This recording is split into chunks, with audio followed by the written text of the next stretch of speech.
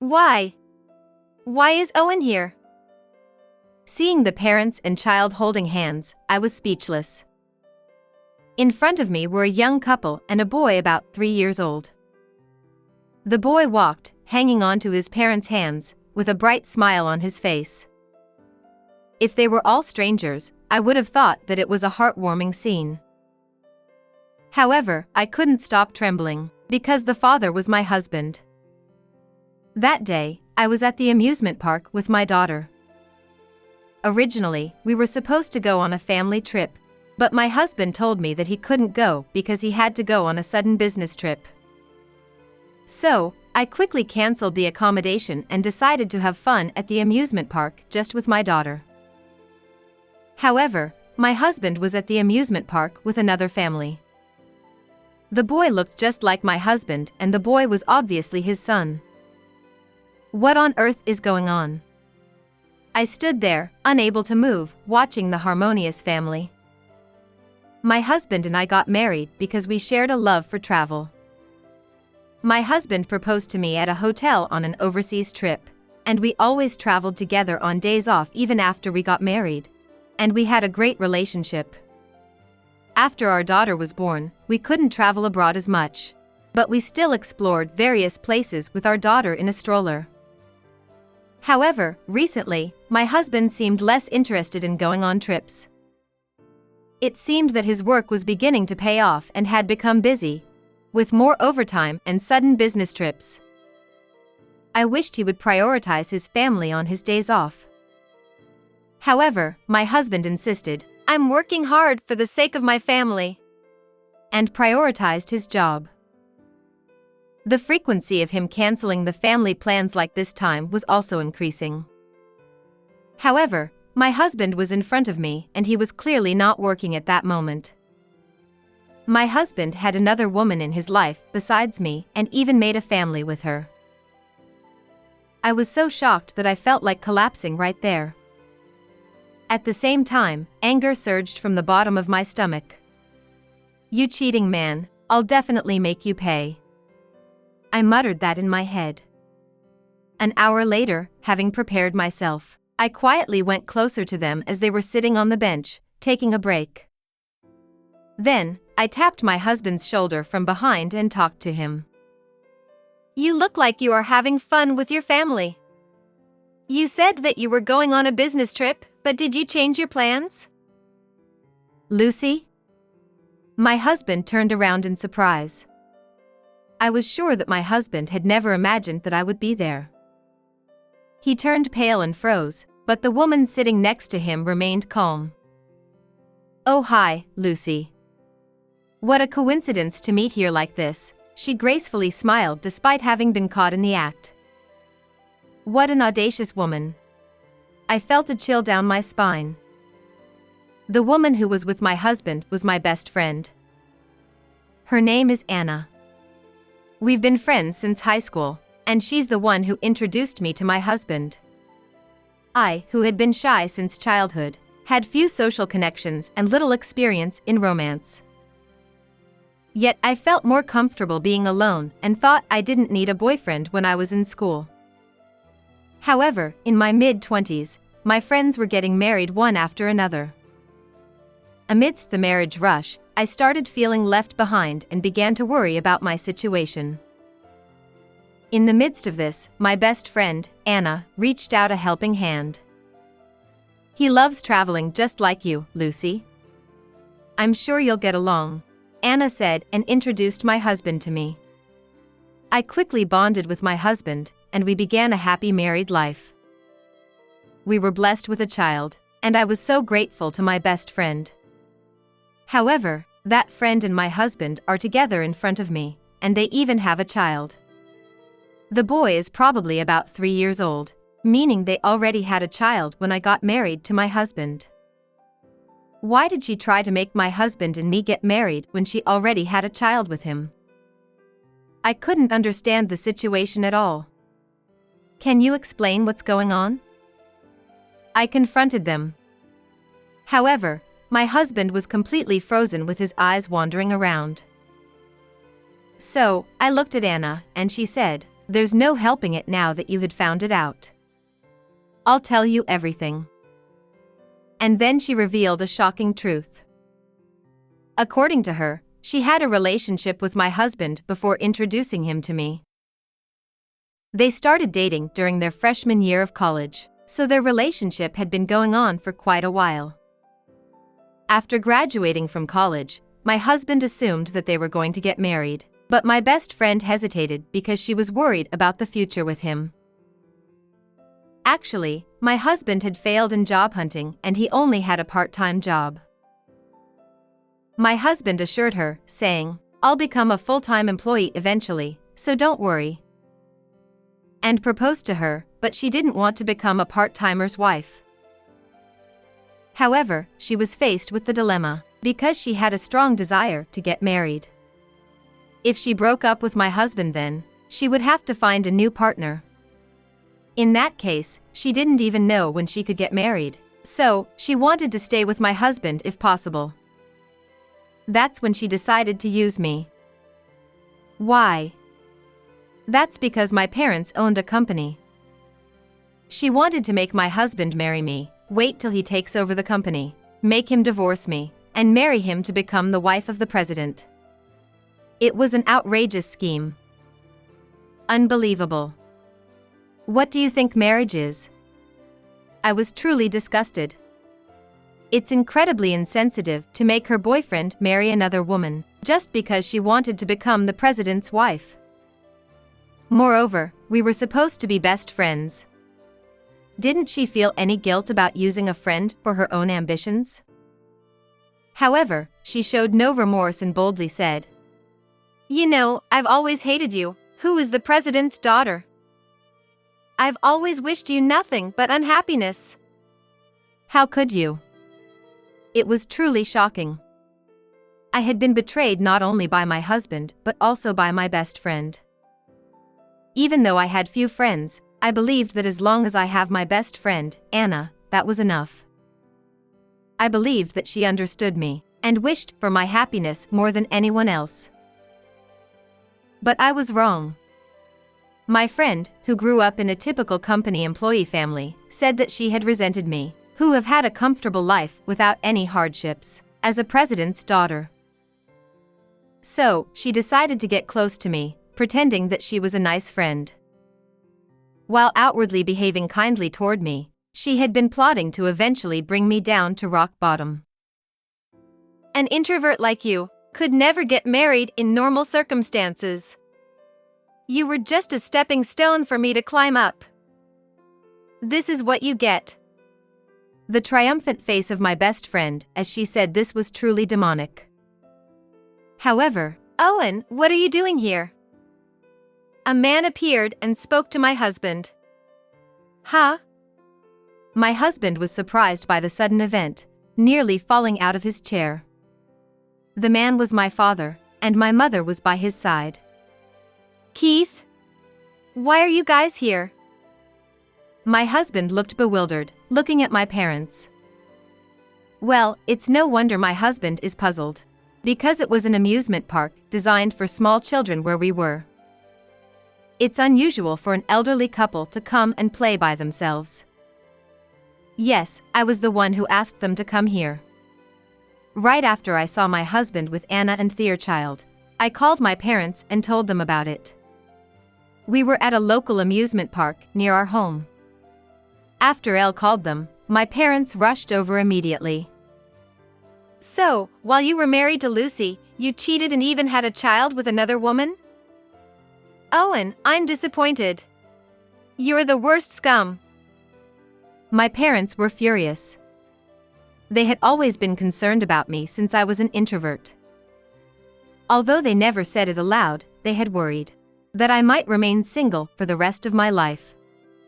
When my husband married me, my parents were overjoyed and sincerely grateful to him. That's why they had cherished my husband until today, hoping that he would become the future president of their company. However, learning about the affair seemed to have drastically changed their perspective. "My daughter will certainly demand compensation from you, but I'm thinking about suing you as a president of the company as well." After all, you deceived us to get the president position. My parents, who had been supportive, suddenly turned and were ready to fight my husband. My husband and Anna turned pale at the sudden appearance of my parents. No way. Keith and Molly, I didn't intend to deceive anyone. My husband stammered. Well, we had reasons for this.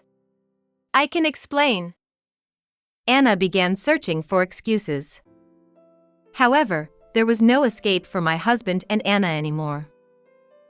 Just a few minutes after my parents arrived, other relatives rushed here as well. What's going on? In an instant, surrounded by relatives, my husband was on the verge of tears. Anna was trembling violently, holding her son. I smiled and said to them, Since you two looked so happy, I took some pictures and shared them with everyone. My parents weren't the only ones to whom I told about my husband's affair. I had secretly shared about 30 photos of my husband's affair to my relatives. My relatives who rushed over were furious. They were all glaring at my husband and Anna with a fierce expression. Eventually, one of the female relatives, Nova, spoke to Anna. We have met somewhere before, haven't we? Sorry? Anna, who had been trembling with her head down, looked up. And then, oh! She let out a small gasp and covered her mouth with her hand. It seemed she also recognized Nova. Your child has grown quite a bit, Nova said, squinting her eyes while looking at Anna's son. Nova worked as a nurse at a hospital. In fact, Anna had given birth at the hospital where Nova worked. Thank you for taking care of me that time. Anna thanked Nova nervously. However, Nova ignored her greeting and kept talking. By the way, although she had been smiling a moment ago, Nova's expression had turned serious. Then Nova dropped a bombshell.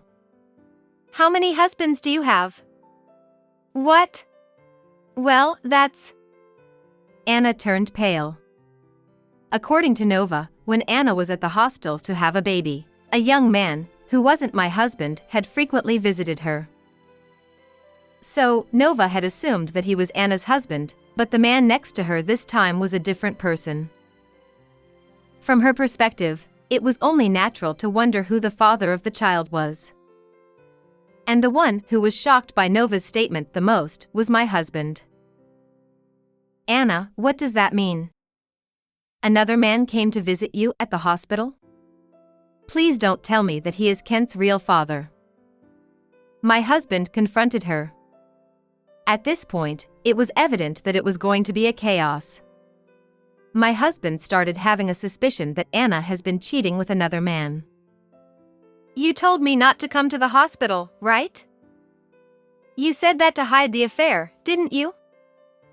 My husband couldn't go to visit her in the hospital throughout her stay, but it was supposed to prevent me from finding out their affair. However, Nova's testimony introduced a new possibility. Anna might have kept my husband from visiting her at the hospital to avoid my husband's meeting with Kent's real father. Anna, tell me the truth. Whose child is he? He is not my son, is he? My husband confronted her with a trembling voice in anger. That's not true. He is truly your child. I confirmed with a DNA test. The results proved that you're the father. She desperately shouted. However, her words only fueled my husband's anger. Are you fucking kidding me?